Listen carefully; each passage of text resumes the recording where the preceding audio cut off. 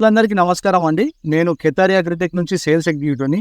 మన కంపెనీ నుంచి ఉన్నటువంటి లార్వెక్స్ ప్రోడక్ట్ ఏదైతే లద్దె పురుగులకు పనిచేస్తుందో అది నారాయణపేట మండలంలో ఉన్న రైతుకు మనం ఇవ్వడం జరిగింది. కత్తెర పురుగు ఎఫెక్ట్ ఉన్న మొక్క చేను సెలెక్ట్ చేసుకొని ఆ రైతుకి ఇవ్వడం జరిగింది. ఆ రైతు మరి ఆ మొక్క చేనులో తీవ్రంగా ఉన్నటువంటి కత్తెర పురుగు ఎఫెక్ట్ ఉన్నటువంటి ఫీల్డ్‌లో మన లార్వెక్స్ ప్రోడక్ట్‌ని వాడాడు. ఒకసారి అడిగి తెలుసుకుందాము. ఆహ్, ఎప్పుడు కొట్టినామే మందు? ముందు 3 రోజులే. ఓకే. ఎంత పెట్టినావు మొక్క చేను? 2 ఎకరాలు. 2 ఎకరాలు పెట్టినావు. ఆ!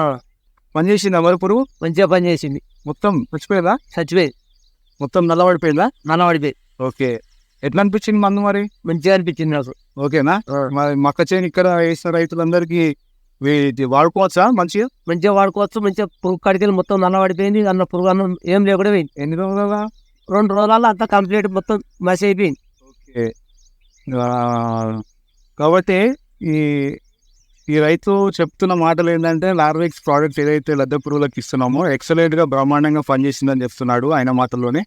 కాబట్టి లద్దె పురుగు ద్వారా నష్టపోతున్న ఏ పంటలోనైనా, ఏ రైతైనా మీరు ఈ లార్వెక్స్ ప్రోడక్ట్‌ని వాడుకోండి. మీ పంటలను రక్షించుకోండి.